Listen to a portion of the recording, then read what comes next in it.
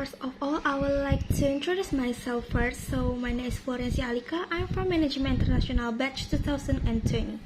Okay, today we would like to discuss about Chapter 1, which is about Human Resource Management in Organization. So, before we talk more, I will tell you what human resource management is. Human resource management is the strategic approach to the effective and efficient management of people in a company or organization, such that they help their business gain a competitive advantage. It is designed to maximize employee performance in service of an employer's strategic objective. So, how organizational culture and HR are related, and identify four areas that are part of this relationship. Cultural values are part of the external factors that influence HR exercise. Cultural values common employee behavior. In organization cultures where employee engagement is common, it is more likely to have higher employee satisfaction and encouragement than the ones that don't favor employee involvement. So, how about organizational ethical issues affect HR management? Human resource managers strive to hire candidates who fit in with an organization culture. They must also keep an eye on diversity and equal opportunity, as well as both traditional and legal hiring practice. In short, an organization culture can be at odds with what the best thing to do for HR managers. As conflict arises, the HR manager must be adept at resolving conflicts between the demands of company culture and those of ethical behavior. There also have 6 challenges facing in HR. The first one is engaging the workforce. If you are at all familiar with what we do at Better Work Engage, you already know how important we feel employee engagement is to the overall health and future viability of any organization. Of course, we are not alone in such sentiment, as improved employee engagement is already a top priority of HR. Developments in a recent poll with 78% of organizations currently having some form of a workforce engagement strategy in place. The second one, attracting talent to the enterprise. A tight labor market will more than likely make talent acquisition a challenging endeavor for organizations in 2020. Therefore, employers must be intelligent and efficient with their recruiting strategies, ideally centering their efforts around a strong recruiting brand that adheres to an organization's vision, goals, ethos, utilizing all available tools for maximum impact. The third, managing relationships. Job satisfaction and productivity depend on an equitable workplace with open lines of communication and strong relationships between management and a workforce. That critical communication is too vital to an organization will bank to really guide it to an employer-based gauges as to what its employees truly value and expect. To foster healthy, productive relationships, employees will continue to look at feedback as an essential component to a robust workplace and culture in 2021 that align vision and values for the betterment of everyone involved. And then fourth, training and development strategies. Given the overwhelming importance of training and development programs, one of the main challenges in HR departments and employers in 2021 is to devote adequate emphasis and resource towards this essential component of growth and productivity. Traditionally, too many organizations have viewed training and development as a sunk cost rather than an investment into stability, innovation, and competitive advantage. How about the 5? Diversity in the workplace. Organizations are on the front lines of a monumental courtesy, a thing that won't be relating at any point soon. Expectations have changed, evolved with the times, and employers must be vanguards for that chance of risk falling to the wayside and quickly becoming ineffective and inconsequential, particularly in the eyes of the millennials and Gen Z that will soon define the modern workplace if they don't already. And this is the last one. Embrace inevitable change. As a parallel to diversity, change is a broader term that encompasses many different phases of operation. And while change as a concept is ubiquitous and always present, 2022 promised to be particularly challenging for enterprises that have traditionally made a habit of entrenching themselves in an outdated stubborn view of business and management. Okay, how about the major roles of HR management are being transformed? Human resource role has now changed to become more strategic and aligned with the business objective. The role has changed to implement talent strategies and support business results. HR professionals now encompass many roles, but the top three are the role of marketers, design and supply and demand expert. The key competitions also needed by HR professionals. And how about the certification? Are they so important? Okay, to carry out this role, human resource manager must have four main competencies, namely communication, analytical skills, relationship and building skills, and leadership qualities. How about the certification?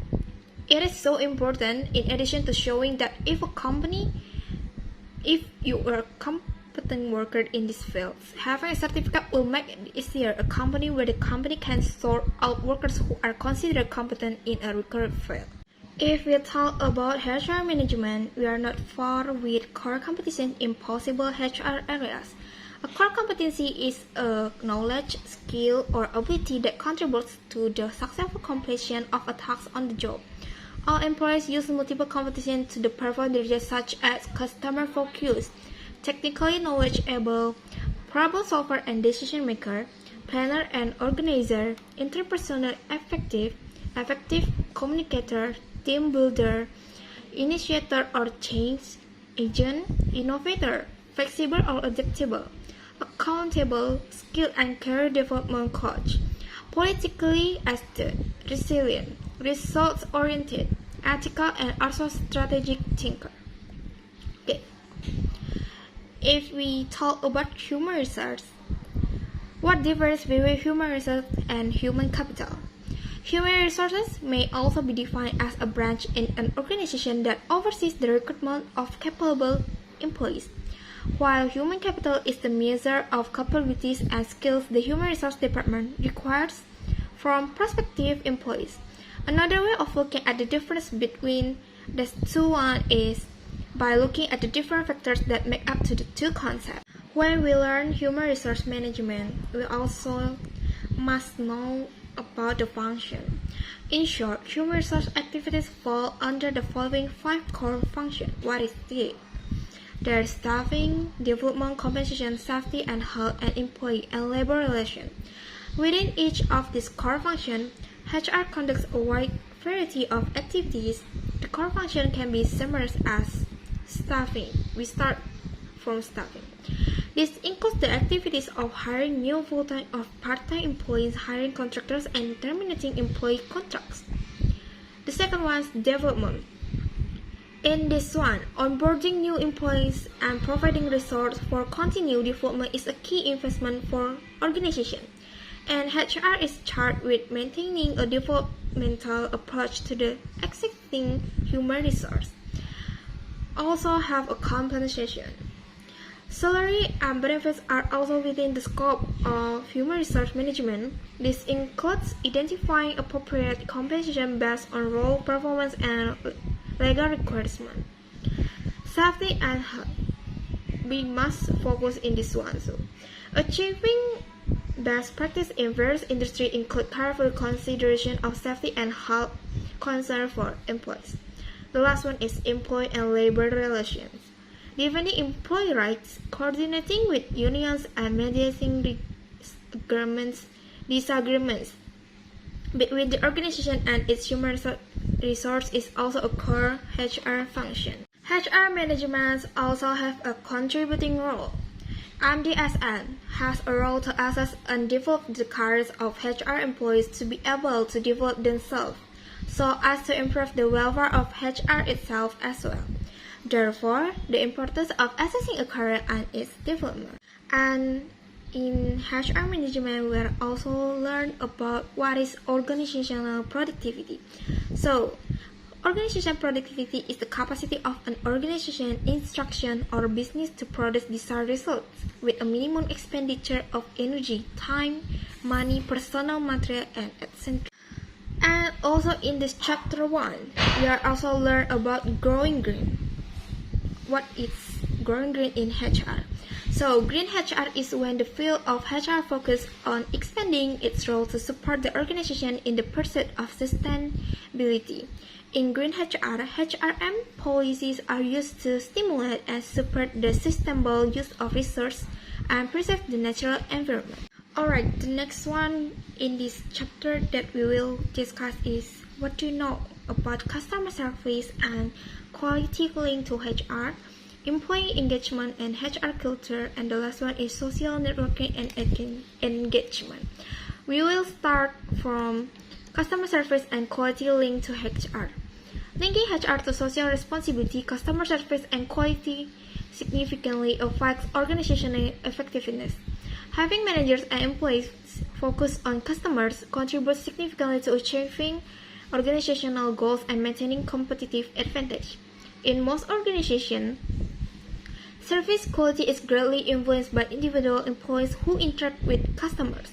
Employee job satisfaction also can be influenced by positive customer satisfaction. Customers also often consider continuity of customer service representative as important when making marketing and sales decisions. The next one that we will discuss is about employee engagement and HR culture. What is evident from the previous discussion is that the engagement of employees is a crucial goal and linked to an effective organizational culture and HR's role in it. Employee engagement is the extent to which individuals feel linked to organizational success and how the organization performs positively. Numerous studies have shown that engagement employees are less likely to quit, more likely to encourage other persons to become employees, and more likely to commit to activities positively outside of their organization. One study found that highly engaged employees are almost 18% more likely to be top performers and miss fewer for work days. The unfortunate lack of a positive culture can lead to more employees dissatisfaction, turnover, poor service, and other undesirable outcomes and behaviors. That's why employee engagement is such a crucial part of effective HR management and is linked to social network. And this is the last that we will discuss about in this part. There is social networking and engagement. An integral part of employee engagement is social networking. This networking involves communicating to other employees, non-work friends, community contacts, and others. Previously, social networking primarily was done through personal contact as well as oral communication. However, networking has become a massive issue for employees and employers as technology has expanded through emailing, text messaging, Twitter, blogs, and many other formats. Some employees, especially younger ones, use such technology to communicate almost constantly with others. These expensive use technological methods may create both good and bad image for employees and employers, as well as work-related legal issues.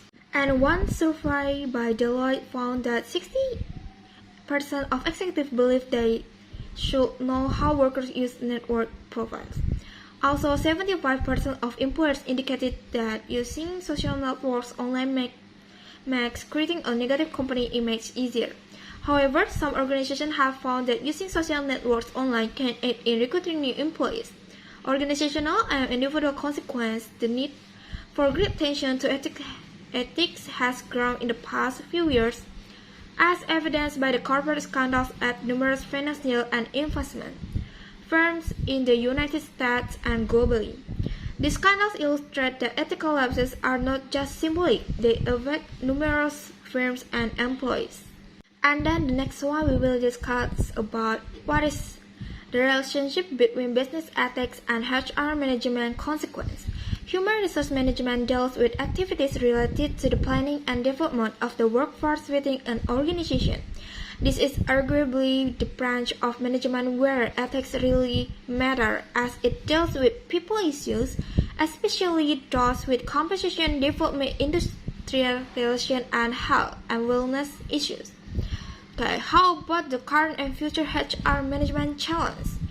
The HR function has been changing over the years. More business are learning the role of HR so they can best manage and grow their company costs effectively. Some companies have decided that it's best to outsource some function to third parties so that internal resources can focus more time on strategic issues.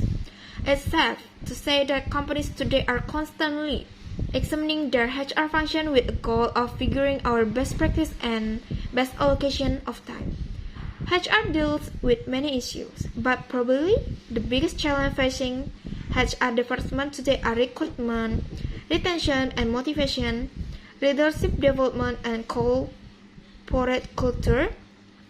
As HR works to move to a more strategic role, addressing this issue has become a continual and time-consuming process. And what do you know about talent management and development? That is the full scope of HR processes to attract, onboard, develop, motivate, and retain high-performing employees. Talent management is aimed at improving business performance through practices that make employees more productive. In this chapter, there is one statement like greater uses of HR technology. The greater uses of technologies are affecting how HR activities are performed in many ways. If I ask, do you agree to the statement above? For my opinion, yes, I agree. HR technology can help people make better, faster hiring decisions. Such software may include an applicant tracking system to manage the hiring process. It can give you the ability to build a database of qualified resumes that you can call on when a position opens. After we talked about so many about HR or management and organization, so this is one of the most important part, like how do you manage HR in organization. So here I have 4 steps. Like the first one is anticipate future HR needs. The second one is manage employee competency and development. The third is take availability and competency into account when assigning employees to projects. The fourth or the last one is ensure your employees' workload is right. How about the roles? The roles of HR management. So several roles can be fulfilled by HR management. The nature and extent of these roles depend on both what upper management wants HR management to do and what competence the HR staff have demonstrated. 3 roles are typically identified for HR. The focus of each of them is as follows. The first one is administrative. In this part is focusing on clerical administration and record keeping, including essential legal paperwork and policy implementation. The second one there's have operational and employee advocate, which one is managing most HR activities in line with the strategies and operations that have been identified by management as serving as employee champion for employee issues and concerns. The last one is strategic. In this part, we're helping to define the strategy relative to human capital and its contribution to organizational results. So that's all about what we discussed in this chapter 1. Before I close this video, I would like to say thank you for you who watching this video.